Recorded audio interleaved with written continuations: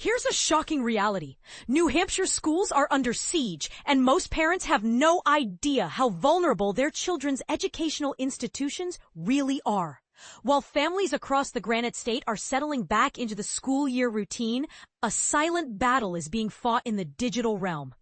Educational institutions have become prime hunting grounds for cybercriminals, and the statistics are absolutely staggering. But here's where it gets controversial. Are we doing enough to protect our kids' data, or are we essentially handing over the keys to digital predators?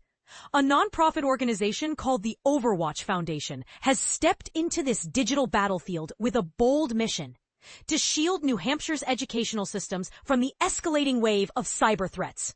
According to their research, educational institutions have claimed the dubious honor of being the state's most frequently targeted sector for malicious cyber activities. Think about that for a moment. Criminals are specifically hunting schools where our children spend 7 hours a day. The Foundation's response? They've rolled out an innovative initiative called the K-12 Cybersecurity in a Box program. This comprehensive solution serves as a digital shield, equipping school districts with the knowledge and tools necessary to safeguard sensitive information. The program breaks down complex cybersecurity concepts into digestible, actionable strategies that even non-technical school administrators can implement effectively. Currently, approximately 1/3 of the state's educational systems have partnered with the Overwatch Foundation to strengthen their digital defenses. These collaborations involve installing robust firewall systems and transitioning to more secure email domain structures. Two critical barriers that can mean the difference between a normal school day and a complete system shutdown. And this is the part most people miss. The real-world consequences of these attacks go far beyond just computer problems. Jason Scrow from the Overwatch Foundation puts it bluntly: ransomware attacks represent the primary catalyst for unexpected school closures. When cybercriminals strike, they don't just disable computers. They can knock out entire technological infrastructures, including heating systems, communication networks, and essential administrative functions. But here's what's really alarming. Scrow reveals that cyber threats targeting New Hampshire have exploded by 200 to 300% annually over the past 5 years. We're not talking about a gradual increase. This is an exponential surge that shows no signs of slowing down. Each year brings more sophisticated attacks, more vulnerable targets, and higher stakes. The Foundation's approach centers on proactive education and emergency preparedness. Rather than simply reacting to attacks after they happen, their training programs focus on prevention, while simultaneously ensuring schools can maintain operations even during active cyber incidents.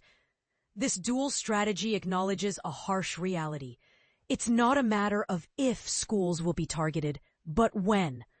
What makes the Overwatch Foundation's work particularly significant is their accessibility model. While private cybersecurity firms charge substantial fees for similar services, this nonprofit operates entirely through grant funding, making their expertise available to cash-strapped school districts at no cost. This funding structure raises an interesting question about priorities and resource allocation in educational protection. For students who depend on school-provided meals, technology access, counseling services, and other critical support systems, a cyber attack doesn't just mean missed homework.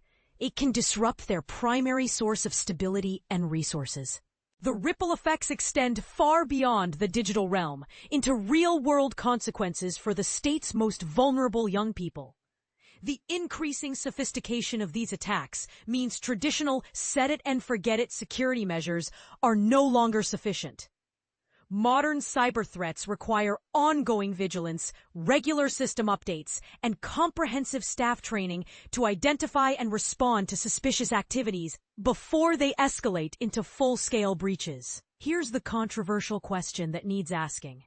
Should cybersecurity protection for schools be treated as a luxury service that depends on grant funding and nonprofit goodwill? Or should it be considered as essential as fire safety and building codes? Are we comfortable gambling with our children's educational continuity and personal data? Or is it time to demand that cybersecurity becomes a mandatory, fully funded component of every school's operational budget? What's your take on this digital dilemma? Do you think schools in your area are adequately protected, or are we setting up our educational institutions and our kids for inevitable digital disasters? Should taxpayers be footing the bill for comprehensive cybersecurity, or is the current nonprofit model sustainable for long-term protection?